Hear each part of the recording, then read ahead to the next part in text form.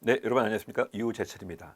자, 우리가 이번 시간에는요, 폭발에 대해서 이제 공부를 할 겁니다. 폭발이 위험물에서 시험에 자주 출제가 됩니다. 출제 자체도 많지만, 그 내용 자체도 사실은 이제 좀 다뤄야 할 내용이 많이 있습니다. 그런데 모든 내용을 우리가 다 다룰 수는 없죠. 그래서 거기서 가장 출제가 많이 되고 시험에 잘 나오는 내용 위주로 정리를 해서 여러분과 같이 공부를 해보도록 하겠습니다. 아시겠죠? 네.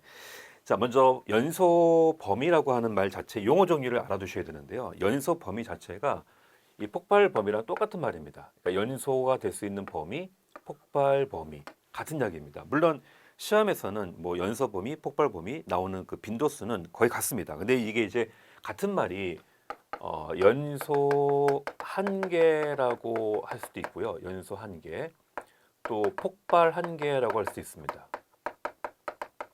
그러니까 뒤에 자가 한계자가 붙는 거죠. 한계. 범위 대신 한계. 뭐 가연 범위. 우리 가연성 물질이라고 하잖아요. 그래서 가연 범위. 연소가 될 수 있는 그런 범위. 뭐 이렇게 같은 말이 상당히 여러 개가 있죠. 연소 범위, 폭발 범위.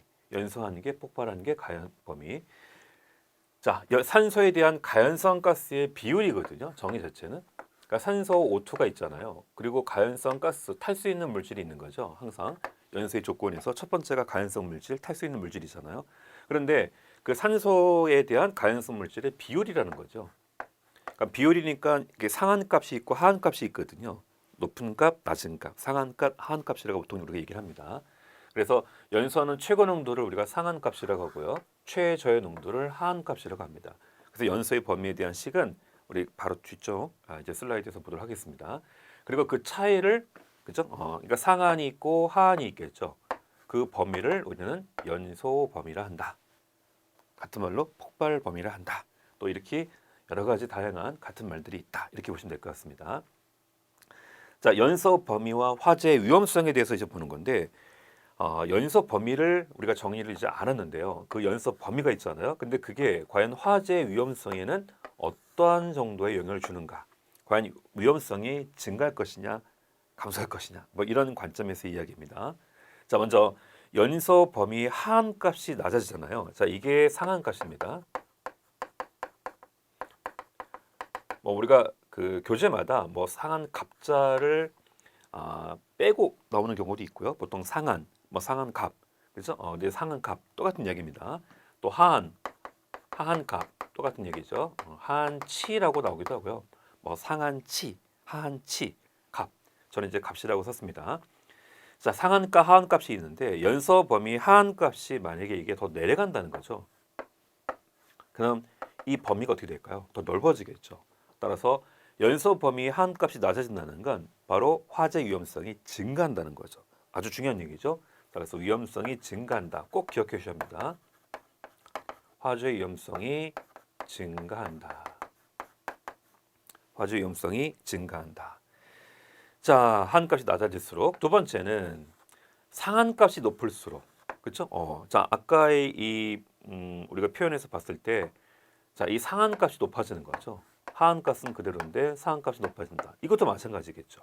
그렇죠? 이 범위 자체 폭발할 수 있는 범위가 넓어지는 거잖아요. 그렇죠? 따라서 여기서도 위험성은 그대로 증가하게 됩니다. 자, 연서 범위가 넓을수록 이건 뭐 가장 전체 첫 번째, 두 번째 내용을 같이 다 함축하고 있는 거죠. 예, 전체 범위가 넓어진다는 거니까 상한값도 넓어지고 하한값, 상한치, 하한치 다 넓어지는 거니까 역시 위험성은 증가합니다. 다 증가하고 있죠 지금. 자, 온도와 압력이 높을수록 그랬는데 특히 우리가 직관적으로 생각을 해봐도요. 온도가 높아지고 압력이 높아지면 그 연서 범위 자체가 높아질 것이라는 생각은 드시죠. 네, 바로 그렇게 연상하셔도 괜찮습니다. 그러니까 실제로 온도와 압력이 높아지면 실제 압력 같은 경우는 하한치는 그대로인데 상한치가 높아지거든요. 근데 전체적인 결과는 역시 위험성은 증가합니다. 증가.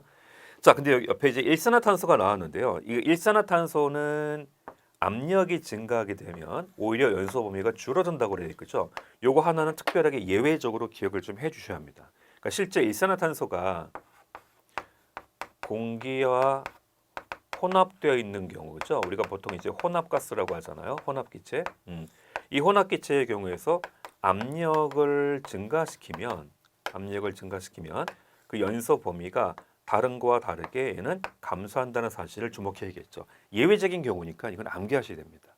아시겠죠? 그래서 일산화탄소의 혼합가스의 경우 공기와 섞여 공기에 있다는 건 산소가 있는 거니까 그 공기와 섞여 있는 경우 압력을 높여주면 연소 범위가 오히려 줄어들더라. 이렇게 정리하셔야 됩니다.